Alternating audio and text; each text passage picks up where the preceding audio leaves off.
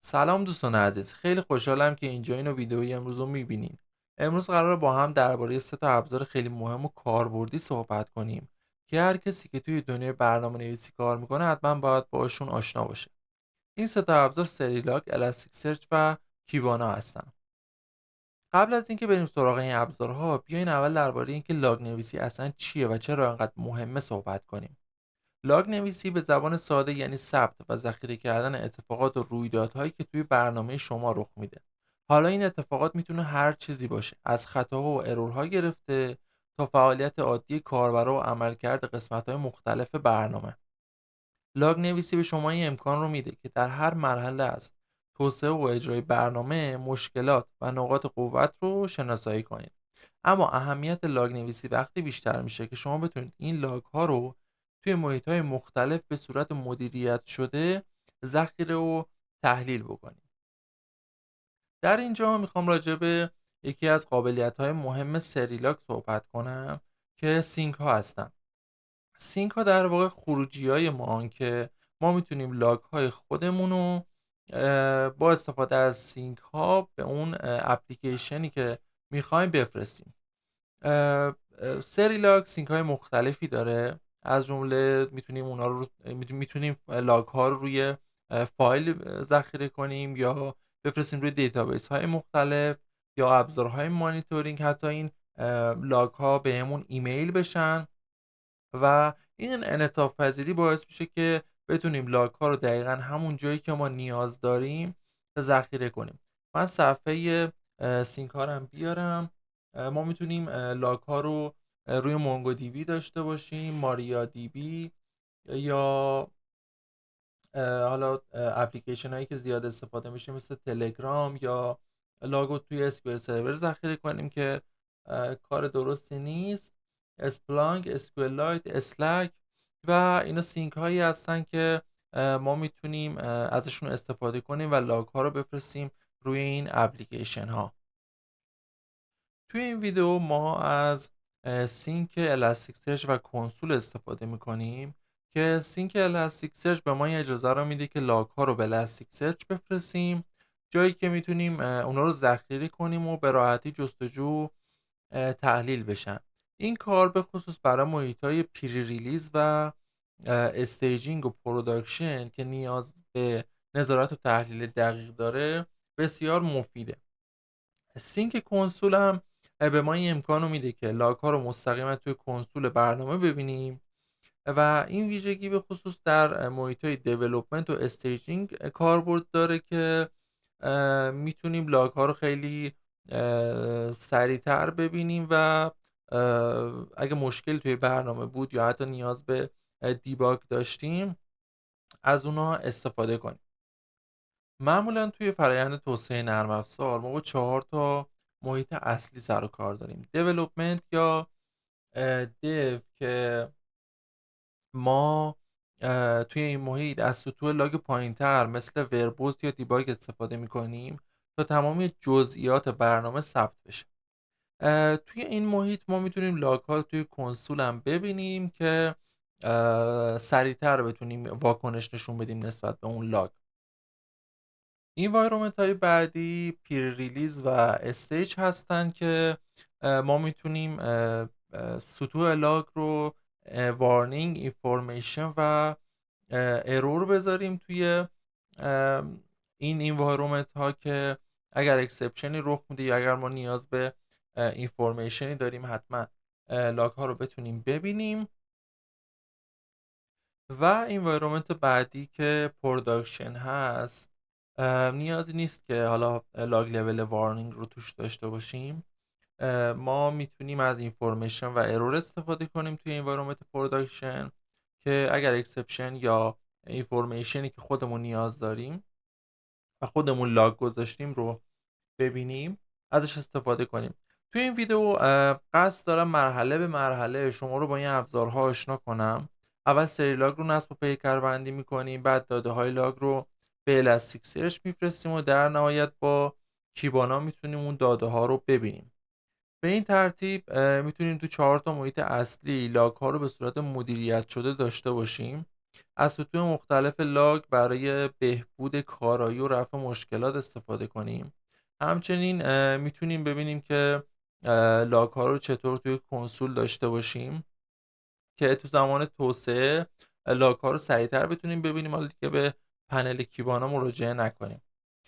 اگه تا حالا این ابزارها رو نشناختین یا کار نکردید باشون، نگران نباشید. من سعی میکنم همه چیز رو به ساده ترین شکل ممکن توضیح بدم تا بتونید به راحتی یاد بگیرید و ازشون رو استفاده کنید. اگه هنوز کانال رو سابسکرایب نکردید، همین الان این کار رو بکنید تا ویدیوهای جدید رو از دست ندید. دکمه زنگوله رو هم بزنید تا اولین کسی باشین که از ویدیوهای جدید با خبر میشید. حالا بریم سراغ آموزش رو ببینیم چطور میتونیم با این ابزارهای فوق‌العاده کار کنیم. خب بریم سراغ کد. من تمپلیت رو آماده کردم که با همدیگه کامل بتونیم استراکچرد لاگینگ رو با سریلاگ و الاستیک سرچ و کنسول پروژه بتونیم ببینیم و لایه ها رو به ترتیب میگم که چجوریان. حالا به ترتیب دیپندنسی نه، به ترتیبی که اینجا لیست شده. لایه اینفراستراکچر لایه‌ای هست که ما کانفیگ های انتیتی هامون رو می نویسیم، مثل کانفیگ پرسن که با فلانت ای پی آی نوشته شده. مایگریشن همون داخل این لایه هست و کانتکسمون. توی این لایه من حالا از پکیج انتیتی فریمورک اسکیولایت استفاده کردم که نیازی نبود چون پروژه تستی هست و قرار نیست حالا بره روی پروداکشن. میتونیم از SQLite به عنوان یه DB تست استفاده کنیم، خیلی هم سبکه. لایه دامین هم که طبیعتا هممون میدونیم انتیتی هامون داخلش هست و لایه اپلیکیشن که ما سرویس هامون رو داخلش می نویسیم، سرویس هایی که عملیات کرود رو قرار انجام بدن یا لاجیکی رو قرار برای ما هندل بکنن. لایه API هم ما سریلاگ رو اینجا به پروژه معرفی میکنیم و API هامون رو اینجا می نویسیم و دیتابیسمون هم یه فایل .db SQLite اینجا ساخته که روی همین کار میکنه. برای اضافه کردن سریلاگ به پروژه دات کور ما نیاز به چند تا پکیج داریم. پکیج سریلاگ ASP.NET Core هست که الان ورژن 8.02 شه که اینو وقتی اضافه کنید به پروژه میتونید از سریلاگ استفاده کنید. حالا سریلاگ سینک های مختلفی داره و شما برای اینکه بتونید به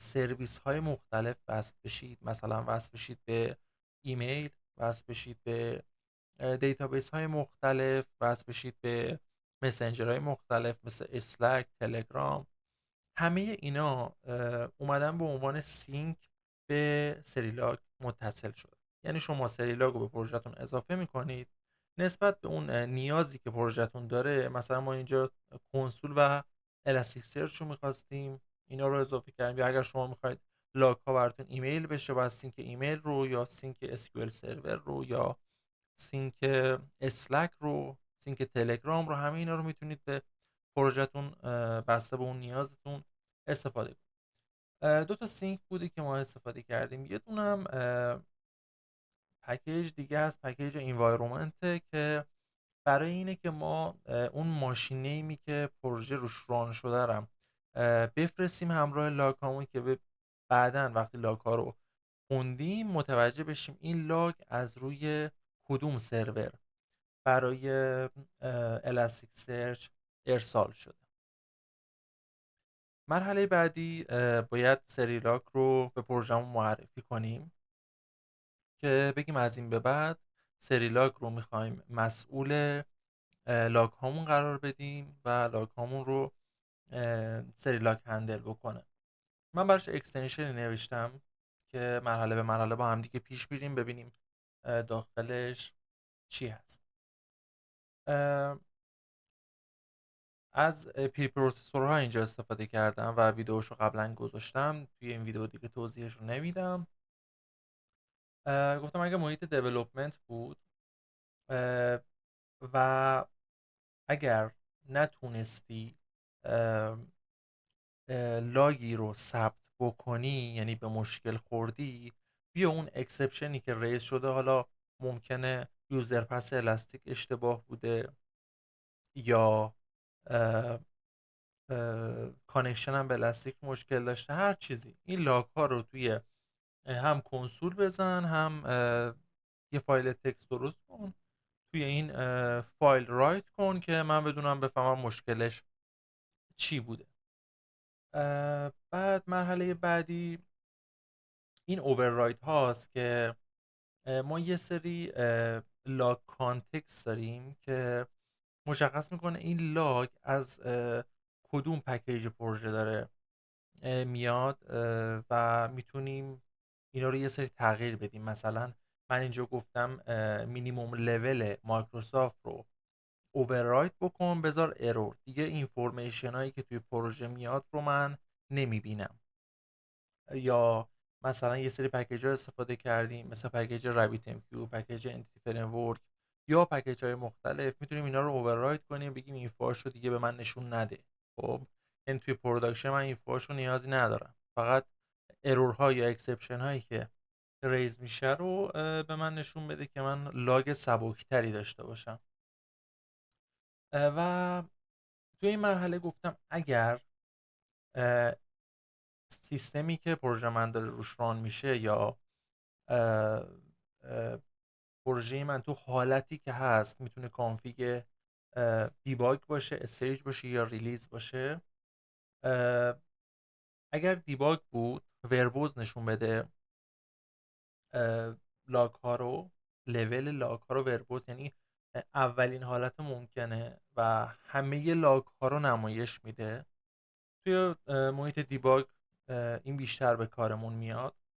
اگر استیج یا ریلیز بود اینفورمیشن باشه که واقعا توی حالا سرورهایی که ما پروژمون رو پابلیش میکنیم نیاز به لاگ دیتیل نداریم. اون وربوس یا دیباگ بیشتر تو محیط دیولوپمنت به کار میاد. دو تا قسمت دیگه هست، ویت ماشین نیم و ویت انوایرمنت نیم، که این همون کانفیگی بود که توی اینجا دیدیم، یعنی این پکیج رو اضافه کردیم برای اینکه بتونیم ماشین نیم رو بفرستیم برای الاستیک سرچ یا توی کنسولمون بیفته، و یه دونه انوایرمنت نیمه که مشخص میکنه پروژه ما دیباگ ران شده یا ریلیز یا استیج. انوایرمنت ما رو مشخص میکنه. یه دونم فرام لاگ کانتکسته که راجع به این جلوتر توضیح میدم که این فرام لاگ کانتکست دقیقاً چی کار میکنه. مرحله بعدی اضافه کردن خود الاستیک سرچه که ما یه URL باید بهش بدیم که اینجا حالا من از اپ ستینگ خوندم.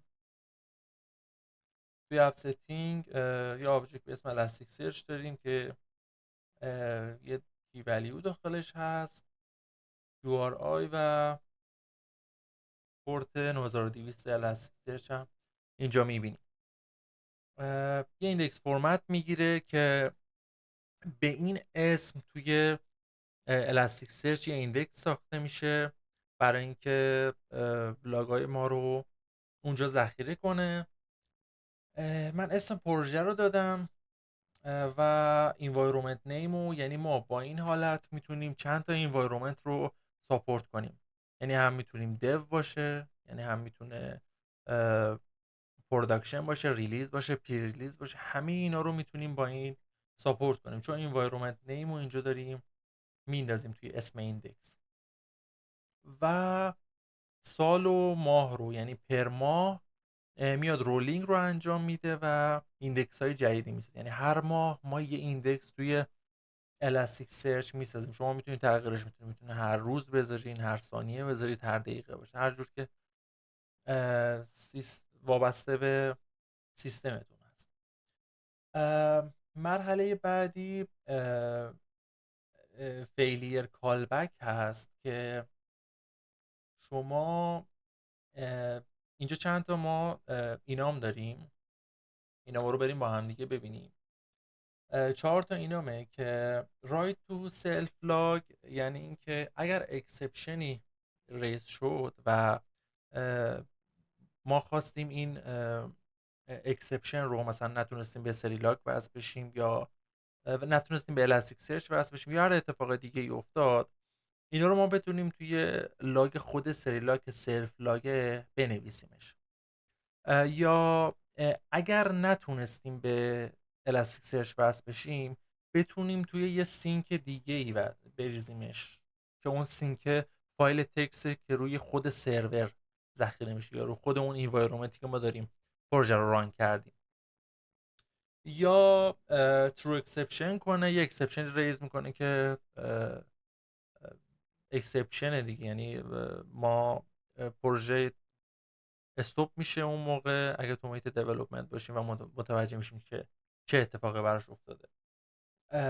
ریز کال بک هم همین چیزی بود که اینجا دیدیم. یه فانکشن کال بک میکنه که ما میتونیم اینجا بگیریمش. فیلیر کال بک این فانکشن رو کال میکنه و اکسپشن رو اینجا بهمون اینر اکسپشن رو میده و اینو حالا ما میتونیم، من اینجا توی کنسول فرستادمش و اون فیلیر سینک هم اینجا بهش میدیم، یعنی میگیم که زمانی که نتونستی به سینک مورد نظر دیتا رو ارسال بکنی، فیلیر سینکت اینه، اینجا باید بریز، یعنی توی این لاگ میریزه و ما میتونیم بعدا متوجه بشیم که چرا نتونسته لاگ ها رو بفرسته. قسمت های بعدیش که بخوام خدمتون توضیح بدم، اتو رجیستر تمپلیت هست که سری لاگ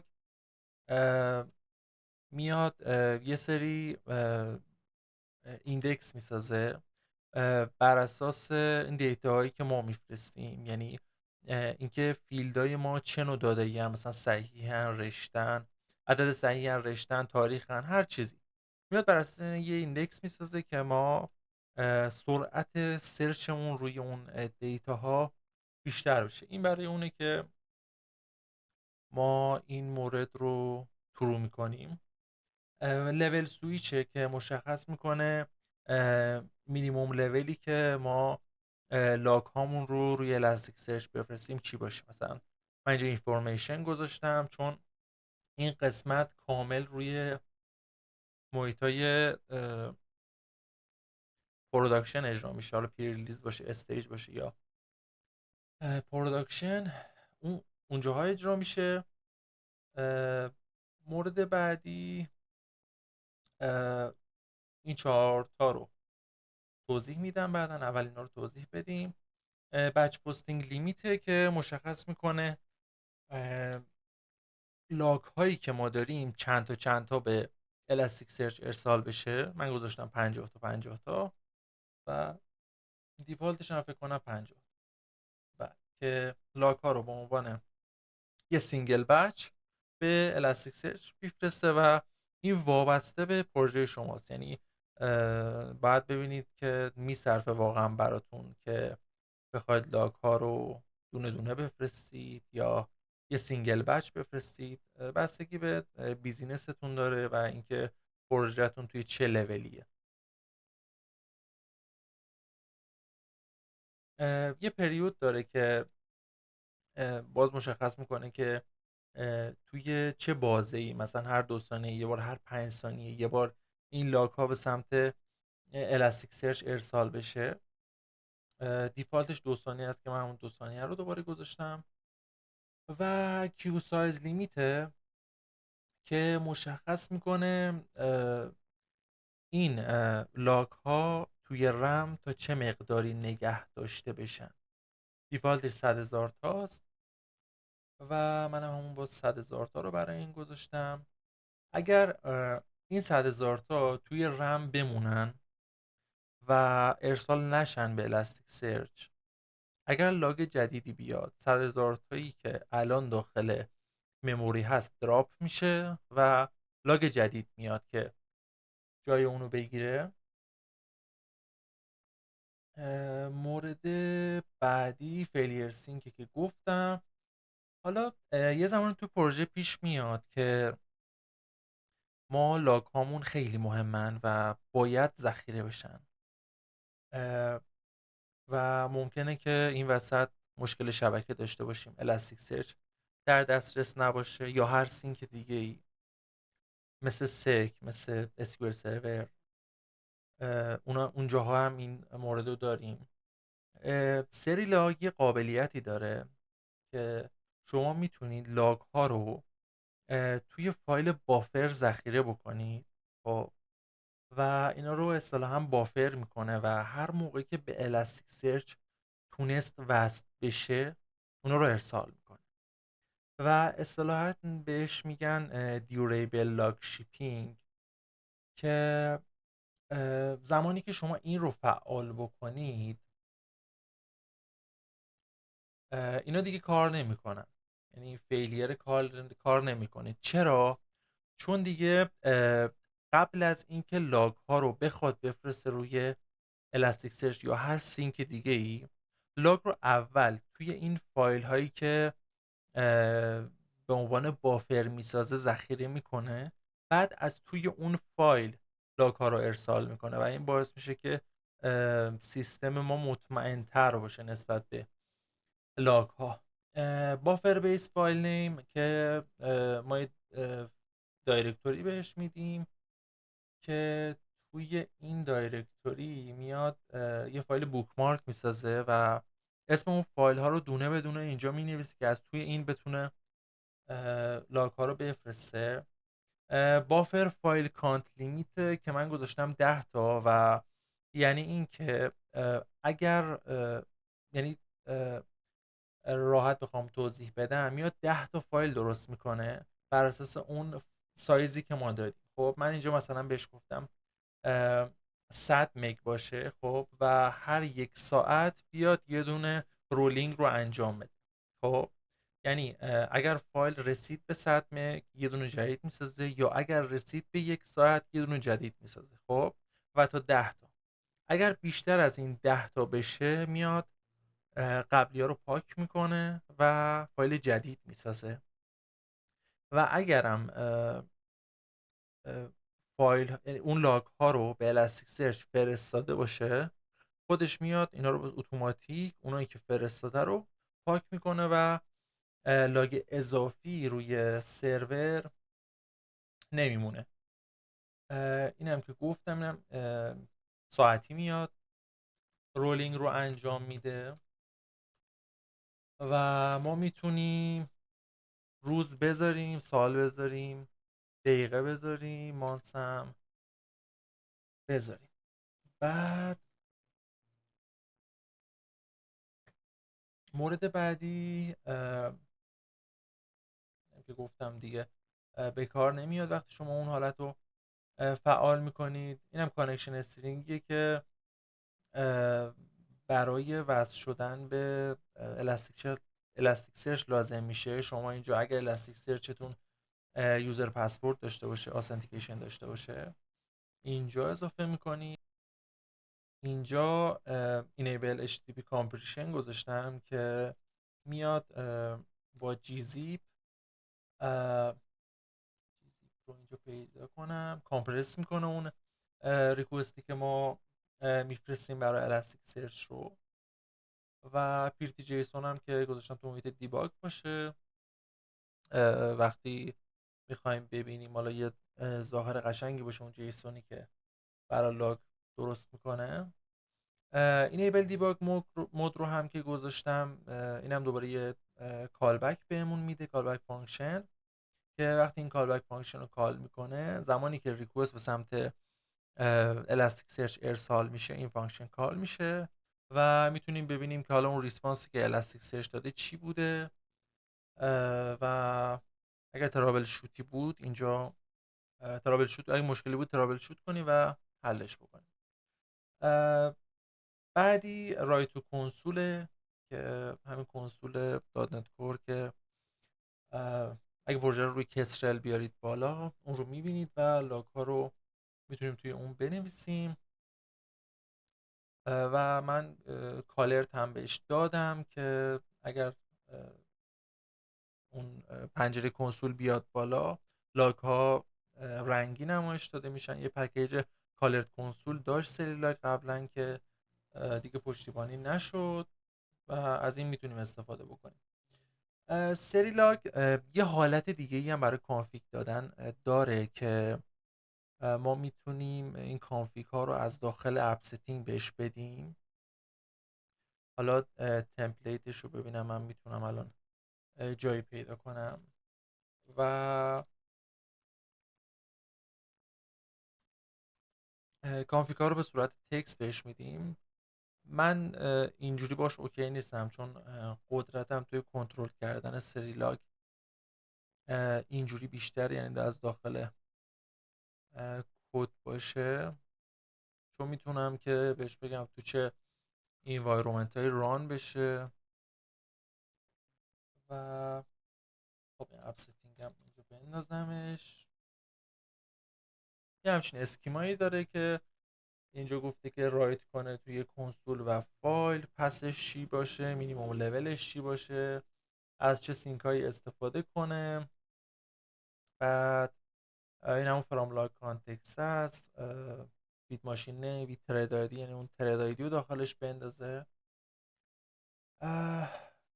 دیگه یه همچین چیزی هم میتونیم بذاریم و ازش استفاده کنیم، ولی من ترجیح هم با کد نوشتن. فرام لاگ کانتکست هم بخوام بگم موندیم موضوع. زمانی ما نیاز داریم که فرض بگیرید که بذارید من یه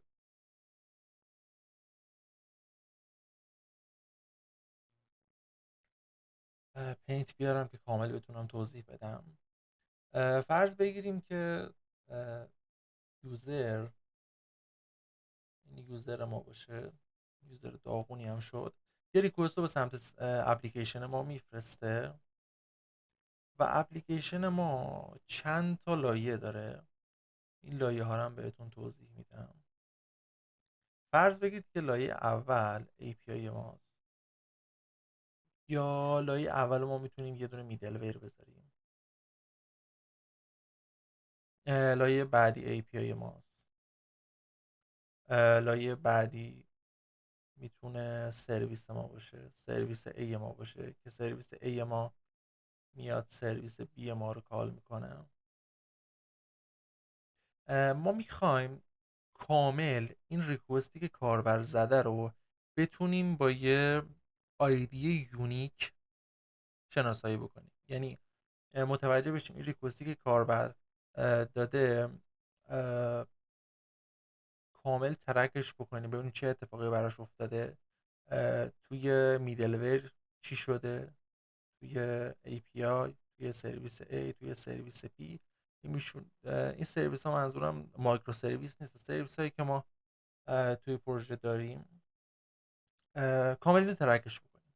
خب حالا پروژه های دیگه هم هستن که میشه ازشون استفاده کرد، مثل یگر برای دیستریبیوتد ترسینگ، ولی حالا من با سریلاگش رو دارم توضیح میدم.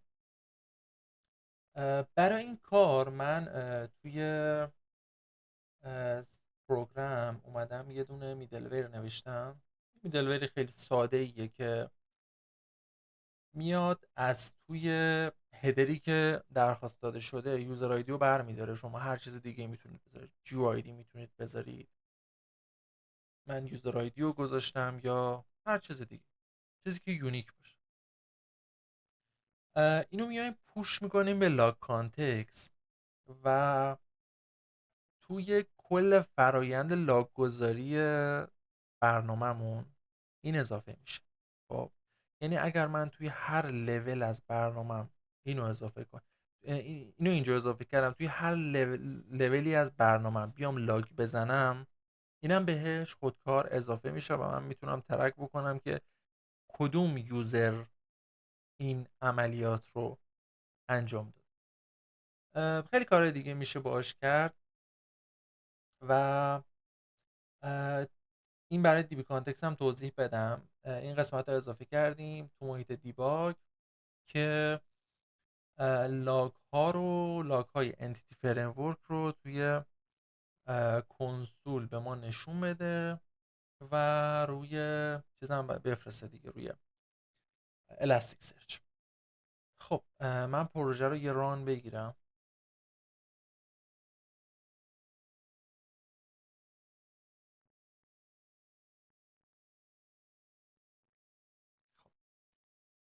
این سوایگر پروژه است. خب یه ریکوست به این API بزنیم، وضعیت لاگ هامون رو ببینیم. همینطور که میبینید لاگ ها رنگی داره میفته و حالا لول لاگ ها رو هم اینجا میبینیم که مثلا اینا وربوز بوده، اینا دیباگ بوده، اینفو بوده. یه ریکوستی که بزنیم کامل مشخص بشه. من سری لاگ رو بیارم. همینطور که میبینید ریکوستا وقتی به سمت سرور میاد لاگش خورده میشه. موضوع بعدی لاگ سمت دیتابیس بود که من وقتی گت آل بکنم خب یه اکسپشن اینجا رخ داد. اکسپشن داشتیم؟ نه اکسپشن نبود، فکرم اکسپشن. خب همینطور که میبینیم اینجا لاگ اسکیول سرور رو برای ما انداخته که گفته که یه سلکت زده شده این فیلد رو از جدول پرسنت برای ما برگردون. حالا یه دونه اینسرت هم روی جدول بزنیم. فرست نیمش رو میزنم میلاد، کمری، نشنال نیمش هم حالا یه عدد همینجوری میزنیم، اکزیکیوت رو میکنیم. بعد این هم لاگ اینسرتش که با این اطلاعات یه پرسن جدید توی جدول زده. اگر هم بخوایم بریم دیتابیس رو ببینیم که اینجا داریم و پرسنت رو من اگر یک کوری بگیرم یه دونه خورده میلاد کمری با همون کد ملی که ما وارد کردیم. خب داخل کیبانا رو هم بریم ببینیم که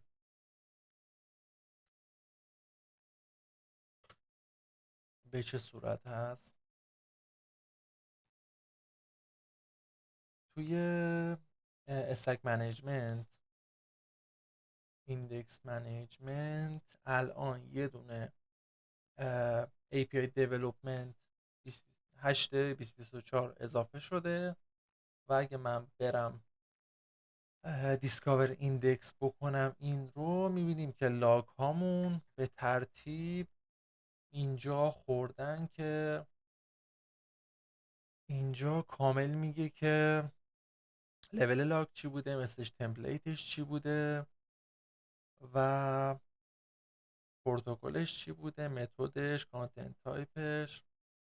حالا چیزایی که بیشتر به کارمون میاد اسکیماش چی بوده، هاست چی بوده، سورس کانتکستش چی بوده. این سورس کانتکست دقیقا همون موردی که من بهتون گفتم توی سریلاک اکستنشن من با اون سورس کانتکست میام اینجا مینیموم لول ها رو اووررایت میکنم.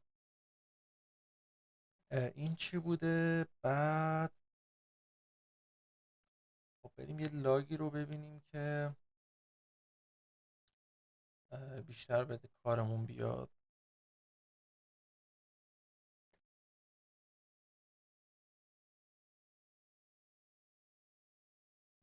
نه این همون لاگ دیتابیسی بود که اون کوئری اینسرتی که اجرا کرده رو اینجا داریم میبینیم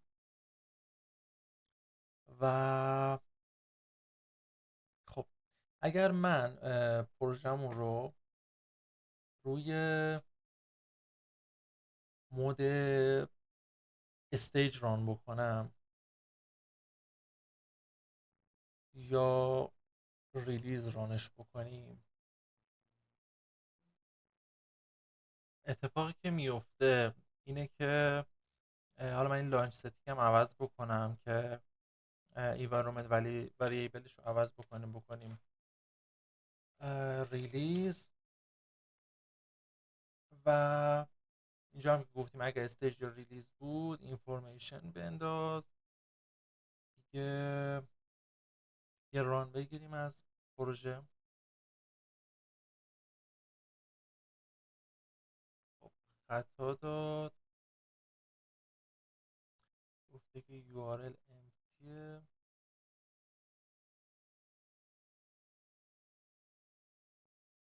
چرا URL امتیه؟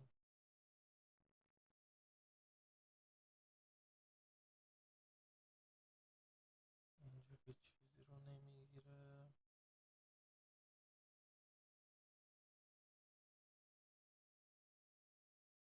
اپ دیدیم و چیزی رو تغییر دادیم ندادیم.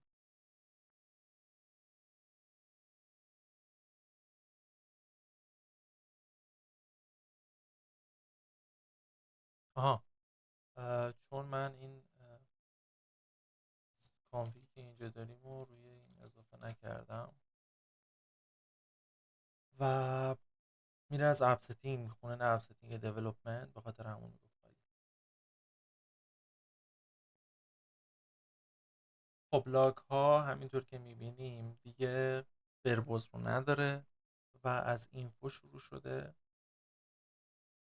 بعد توی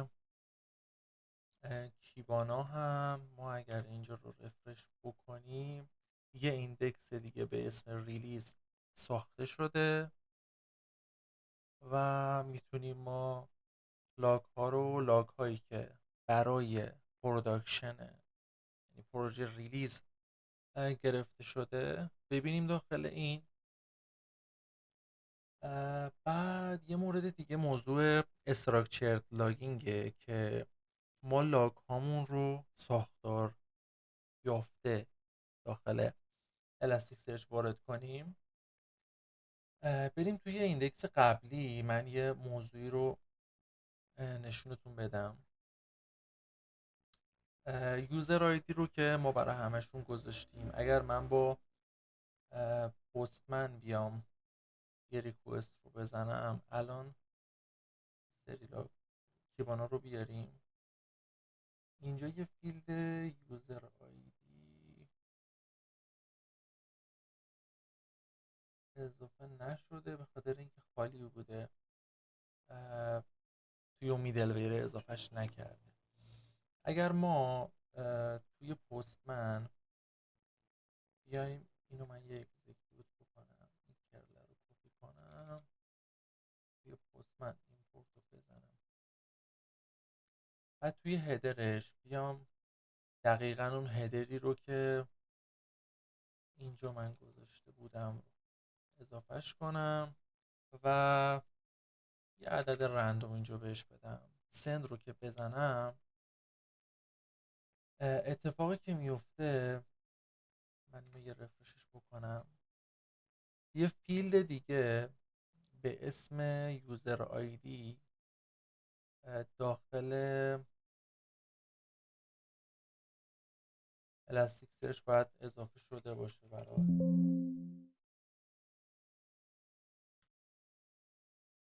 سرچ کردن ما، که چون ریلیز در نظر گرفتیم باید بریم توی اون یکی نگاه کنیم، چون لاگا اینجا نمیخوره و پروژه با کانفیگ ریلیز ران شده بود.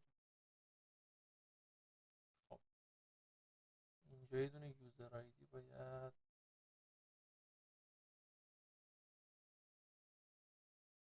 باشه. این یوزر آیدی من اگه پلاس رو بزنم یوزر آیدی رو اینجا میندازه و این ریکوستی بوده که برای اون یوزر زده شده و اگر ما اینجا لاگ هاش رو ببینیم توی همه اون ریکوست ها آیدی یوزر خورده که مشخصه اون ریکوست ها برای این یوزر بوده. حالا اینو من عوضش میکنم، میذارمش روی دیباگ و توی لانچ ستینگ همین ریلیزر رو به دیولپمنت تغییر میدیم که کامل مشخص بشه لاگ هامون.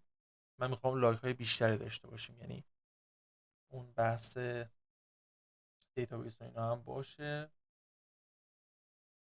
اینو من عوضش میکنم، گت حالا یه بار کالش میکنم، این کرل رو کپی میکنیم، من ایمپورت این هدر رو ببریمش اینجا،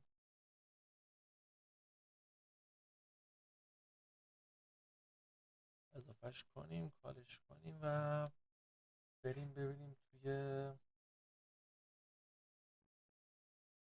اینجا چی برامون اضافه شده. من اگه یه سرچ بکنم یوزر آیدی فیلدش اضافه شده، پلاس رو میزنم که بیاد اینجا و این ریکوست هایی بوده که با اون یوزر ارسال شده. اینی که میبینید دش افتاده احتمال خیلی زیاد برای اونایی که با چیز زدیم، با مرورگر زدیم و هدر رو نداشته، یعنی هر هدری که باشه رو اضافه میکنه و ما میتونیم اون کامل اون چرخه ریکوست از ابتدا تا انتها رو که برای کدوم یوزر رو داشته باشیم. یه موضوع دیگه استراکچرد لاگینگه که ما میتونیم فیلد هایی که میخوایم لاگ بشه یا توی الاستیکسرچ کی هایی که میخوایم لاگ بشه، مثلا من اینجا یوزر آیدی و از یه دونه کی دارم به الاستیکسرچ میدم که بعدا بتونم روش سرچ بزنم. خب اینجا مثلا میتونم بگم که فیلد دات یوزر آیدیش مساوی هر چند باشه برای من برگرد.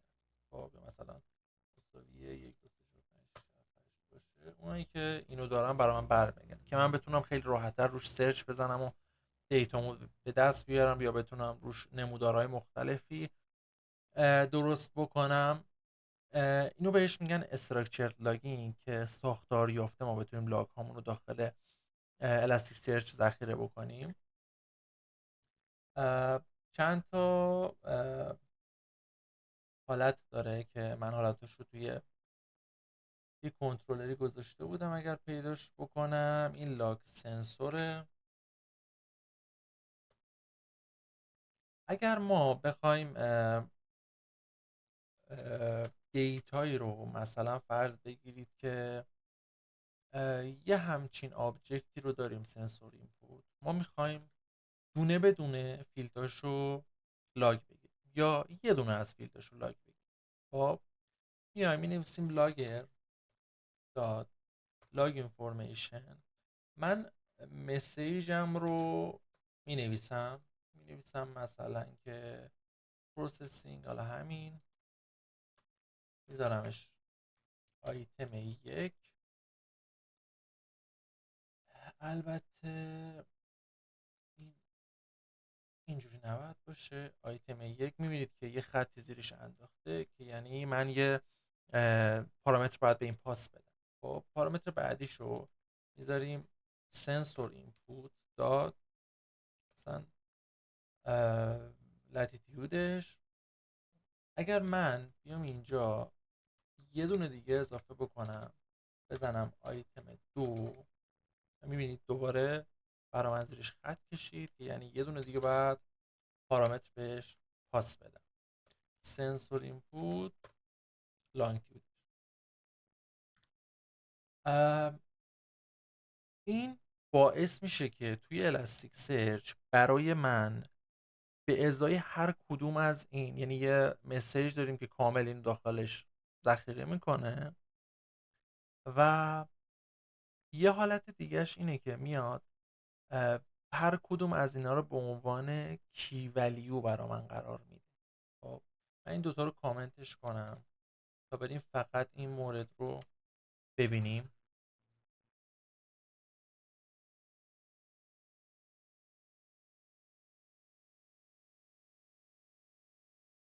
خب توی هوم بود لاگ سنسور، اگر رانش بکنم و کوریمون رو پاکش کنیم، یه رفرش بگیریم. این یوزر هم من پاک میکنم که همه فیلدا رو بیاره برا ما. و من اگر جیسونش رو بیارم، حالا اون لاگمون رو بخوایم پیدا بکنیم، چون کامل لاگ ها رو داره میاره، یه سری شما باید فیلتر بکنیم که نمایش نده اونایی که حالا روتو داره میندازه. میتونیم یه کاری هم بکنیم، مثلا گفتیم که به عنوان کی داره برا ما میندازه دیگه، و کیمون اسمش این دوتا بود، لاتیتیود و لانگتیود. البته اینو فکر کنم برای اون یکی آبجکت هست. چیزی که ما الان باید دنبالش بگردیم آیتم 1 و آیتم 2. اینا قبلا پروژه ران بوده، اونا ست شده. خب توی این لاگمون این دوتا آیتم پر شده، میبینید به عنوان یه دونه کی برای من انداخته. من جیسونش هم بیارم، توی مسیج تمپلیتش رو گفته که چجوری بوده، پروسسینگ آیتم 1 آیتم 2، یعنی همون تمپلیتی که اونجا بهش دادیم. توی مسیج کامل گفته که پروسسینگ 25 و 134. خب و فیلداش هم کامل جدا انداخته. سورس کانتکستمون هم گفته که به در سرویس. خب آیتم 1 و آیتم 2 رو انداخته و اینو من کنترل زد بزنم برگرده.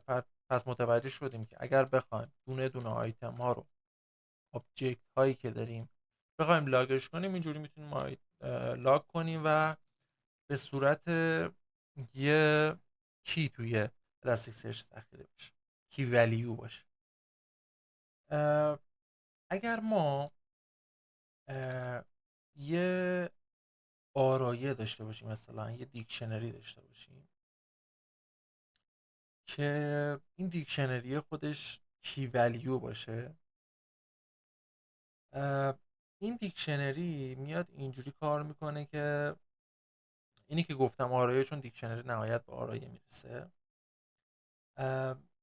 اگر به عنوان کی ولیو بخواد این قرار بگیره توی الاستیک سرچ، ما اپل و حالا پیر رو به عنوان کی، یعنی خود سریلاک متوجه میشه که این دیکشنری که ما بهش، یعنی من اگر همینجوری اینجا بهش بدم، این میاد اینا رو اضافه میکنه، کی هاش هم برای من میسازه.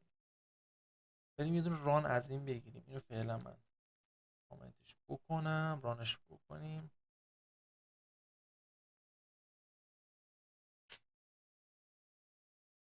خب یه دونه هوم بود، لاگ سنسور، رفرش بکنیم، این دوتا رو پاکش کنیم. الان چیزی که برای ما اضافه شده باید باشه یه دونه اپل، یه دونه این پیره. اگر اضافه شده باشه همینطور که اینجا میبینیم 1 و 5، 1 و 17 دقیقه اضافه شده. مسیج تمپلیتش چی بوده، مسیجش چی بوده و فیلداش که یه آبجکت به اسم فروت، دوتا کی ولیو داره، اپل و بعد مورد بعدی هم اگر ما یه آبجکت داشته باشیم و آبجکتمون رو بخوایم پاس بدیم، اون رو هم به این صورت، یعنی من یه ادساین پشتش میذارم، ادساین سنسور اینپورت رو دادیم بهش و خود سری لایت تشخیص میده که اون آبجکت رو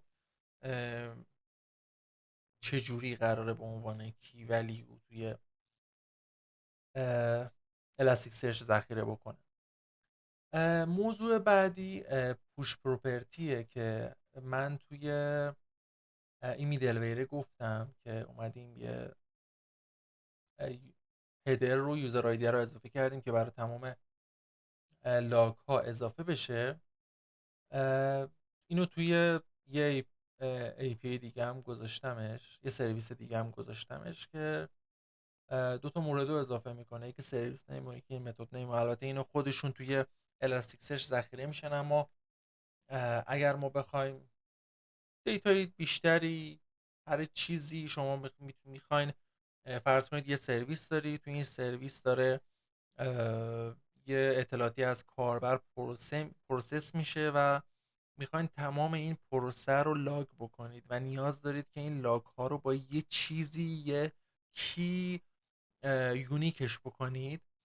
این لاگ ها رو میتونید با پوش پروپرتی یونیک بکنید. یعنی شما میتونید اینجا یه جو آیدی بذارید، آیدی بسکت کاربر و آیدی یوزر رو هر چیشو بذارید که این لاگ ها وقتی ذخیره میشن به علاوه این متد نیم و سرویس نیم یا هر لاگی که شما قرار میدید باشن. دیگه موضوعی که میمونه این سری لاگ بافر است که میاد از روی این لاگ ها رو میخونه و میفرسته به الاستیک سرچ. دو تا فایل ساخته. حالا باید ببینیم این تایمش تموم شده، یعنی به 1 ساعت رسیده یا 100 مگ شده یا نه. اینو توی من اکسپلورم بازش بکنم، احتمالا تایمش تموم شده دیگه، چون اینو اومده 12 و 57 دقیقه ساخته، اینو 1 و 17 دقیقه. 1 ساعتش تموم شده، رولینگ رو انجام داده و یه فایل جدید ساخته. سری لاگ سلف لاگ چیزی داخلش نخورده. حالا اگر بخوایم ببینیم چیزی داخلش میخوره یا نه، باید بریم توی program.cs، همون چیزی که من قبلا توضیحش دادم. اینجا اگر بیایم بافرا رو کامل کامیت بکنیم و بریم آدرس الاستیک سرچمون رو عوض بکنیم، یعنی بریم توی این دیولوپمنت، اینو بکنیم 9300 مثلا. خب رام بکنم پروژه رو، ببینیم چه اتفاقی میفته. خب یه سری اکسپشن داد که طبیعتا میگه من پورت 9300 دسترسی ندارم.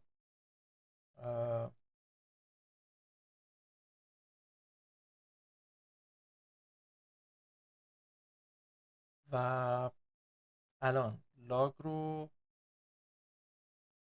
باید داخل سری لاگ سلف لاگ زده باشه که نزده متاسفانه. بریم ببینیم چرا. مادی باگ رو برای اینه که من فیلیر سینک رو خاموشش کرده بودم، کامنتش کرده بودم و داخل اون نمی افتاد. اینجا هم گفتیم که چون فیلیر بوده توی کنسول برای ما بندازش.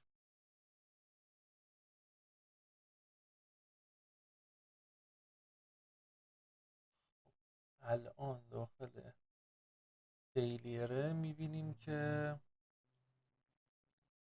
لاگ هایی که نتونسته برای سری لاگ برای الاستیک سرچ ارسال بشه اینجا میخوره. خب تفاوتش با اون حالت بافره چیه؟ بافره خودش میاد اتوماتیک اینا رو میفرسته سمت الاستیک سرچ، اون سینکی که نتونسته براش بفرسته. و اما توی این حالتی که ما فیلیر گذاشتیم، لاگ هایی که نتونه بفرسته رو همینجا ذخیره میکنه دیگه، تا ابد هم همینجا میمونه. حالا موردی که چرا نیومده این سری لاگ سلف لاگر رو بسازه، باید ببینیم چرا. خب اینجا گفتیم اگه دیباگ بوده بیا اینا رو توی لاگ سری لاگ سلف لاگ داد تیکس، یعنی توی این باید اون حالت رو بزنه.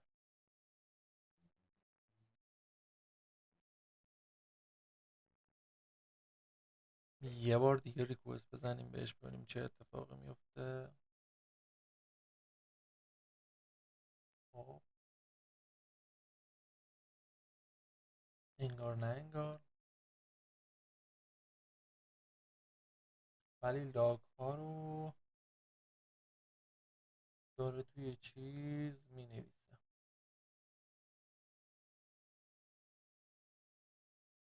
اگر اسم این فایل رو تغییر بدیم ببینیم اتفاقی میفته یا نه.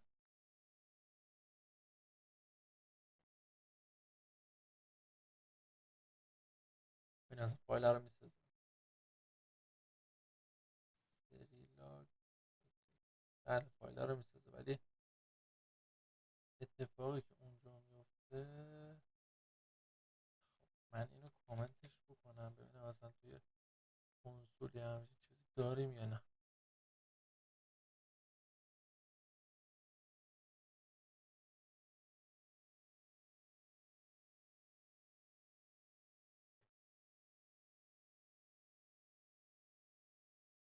خب لاگ ها رو انداخت. تفاوتش این بود که اونجا ما دو تا حالت رو من براش نوشته بودم، یعنی هم سری لاگ مینیمل برای فایل تکست رو نوشته بودم، هم برای کنسول نوشته بودم که دیفالتش باید یه دونه فعال باشه. دوتاش فعال بود و توی کنسول مینداخت، توی فایل نمی نوشت. الان توی فایل می نویسه که من نمیتونم وصل بشم. اون طرف اون لاگ هایی که نتونسته بفرسته رو توی فیلیر داره میزنتش. اما اگر ما بیایم بافر رو فعال کنیم، این فیلیر سینک دیگه کار نمیکنه چون لاگ ها رو داره و برای الاستیک سرچ میفرست. موضوع دیگه نمونده، همه رو بهتون گفتم. امیدوارم این آموزش کامل بوده باشه و به کارتون بیاد، تو پروژهاتون ازش استفاده کنید. سورس کد این پروژه رو هم توی کتابم میذارم. اگر موردی بود کانتریبیوت خواستید بکنید حتما پی آر براش بزنید و لایک و کامنت و سابسکرایب هم یادتون نره. ممنونم ازتون.